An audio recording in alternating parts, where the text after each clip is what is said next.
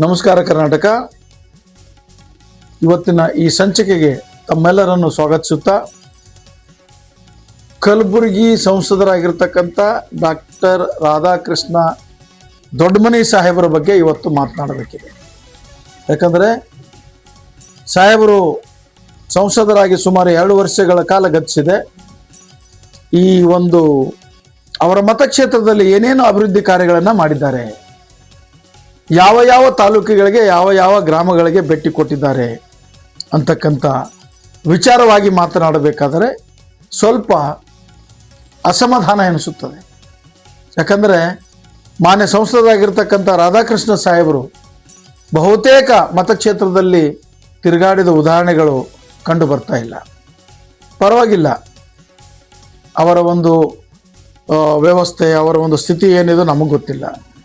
ಆದರೆ 2 ವರ್ಷ ಗತಿಸಿದರೂ ಕೂಡ ಕೇಂದ್ರ ಸರ್ಕಾರದಿಂದ ಪ್ರತಿ ವರ್ಷ ಬರ್ತಕ್ಕಂಥ ಇವರ ಮತಕ್ಷೇತ್ರಕ್ಕೆ 5 ಕೋಟಿ ರೂಪಾಯಿಗಳನ್ನು ಇವರು ಇಲ್ಲಿಯವರೆಗೂ ಜಿಲ್ಲಾಧಿಕಾರಿಗಳಿಗೆ ಯಾವುದೇ ಪ್ರಸ್ತಾವನೆಯನ್ನು ಕಳಿಸಿಕೊಟ್ಟಿಲ್ಲವಂತೆ. ಒಳ್ಳೆಯದಲ್ವಾ? ಆನಂತರ ಇವರು ಪ್ರಸ್ತಾವನೆಯನ್ನು ಕಳಿಸಿಕೊಡದೇ ಇದ್ದಾಗ ಈ ಜಿಲ್ಲೆಯ ಅಭಿವೃದ್ಧಿಯನ್ನು ಮಾಡ್ತಕ್ಕಂಥ ಜಿಲ್ಲಾಧಿಕಾರಿಗಳು, ಹೆಸರಾಂತ ಜಿಲ್ಲಾಧಿಕಾರಿಗಳು, ಬಹಳ ಅಭಿವೃದ್ಧಿ ಪ್ರಿಯರಾಗಿರ್ತಕ್ಕಂಥ ಜಿಲ್ಲಾಧಿಕಾರಿಗಳು ಆದರೂ ಕೂಡ ಒಂದು ಮಾತನ್ನ ಮಾನ್ಯ ಸಂಸದರಿಗೆ ಹೇಳಿ ಎಲ್ಲೆಲ್ಲಿ ಕೊರತೆ ಇದೆ ಇರ್ತಕ್ಕಂಥದ್ದು ಒಂದು ಲಿಸ್ಟನ್ನು ತಾವೇ ಆದರೂ ಮಾಡಿ ಪ್ರಸ್ತಾವನೆಯನ್ನು ತೆಗೆದುಕೊಂಡು ಕಾಮಗಾರಿ ಮಾಡಬೇಕಿತ್ತಿಲ್ವೇ? ಇವತ್ತು ಜಿಲ್ಲೆಯಲ್ಲಿ ರೈತರ ಹೊಲಗದ್ದೆಗಳಿಗೆ ಹೋಗಲು ರಸ್ತೆಗಳಿಲ್ಲ. ಮೊನ್ನೆ ಕೇಳ್ಪಟ್ಟೆ ಅಫಜಲ್ಪುರ ತಾಲೂಕಿನ ಅಫಜಲ್ಪುರ ಮತಕ್ಷೇತ್ರದ ಮಣ್ಣೂರು ಗ್ರಾಮದ ಒಂದು ಹಳೆ ಮಾಷಾಳ್ ರಸ್ತೆಯಲ್ಲಿ ಒಂದು ಸಲ ಯಾರೋ ಒಬ್ಬರು ಆ ಗದ್ದೆಯಲ್ಲಿ ಹೊಲಗದ್ದೆಯಲ್ಲಿ ಇರ್ತಕ್ಕಂಥ ಮಹಿಳೆಗೆ ಸಾವಾದಾಗ ಆ ಒಂದು ಅವರ ಶವವನ್ನು ಹೊತ್ತಿಕೊಂಡು ರೈತರು ಊರಿಗೆ ಹೋಗಿದ್ದಾರಂತೆ. ಇದಕ್ಕ ಹೀನ ಕೃತ್ಯ ಯಾವುದು ಆಗಬೇಕು, ಇದಕ್ಕ ಕೆಟ್ಟ ಸಂಗತಿ ಯಾವುದು ಆಗಬೇಕು?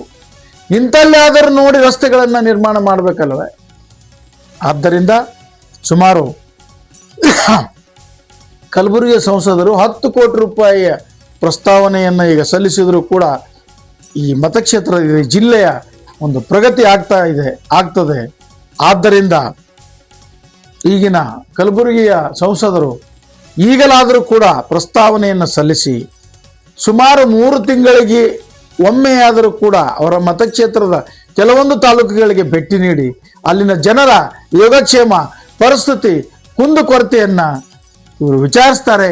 ಇನ್ನು ಮುಂದಾದರೂ ಕೂಡ ಇವರು ಜಾಗೃತರಾಗಿ ಕೆಲಸ ಮಾಡ್ತಾರೆ. ಈ ಜಿಲ್ಲೆಯ ಅಭಿವೃದ್ಧಿ ಇವರ ಜೀವನದ ಜೀವಳ ಆಗ್ತದೆ ಅಂತಕ್ಕಂಥ ಮಾತನ್ನು ಹೇಳ್ತಾ ಈ ಸಂಚಿಕೆಗೆ ವಿರಾಮ ಕೊಡುತ್ತೇನೆ. ನಮಸ್ಕಾರ.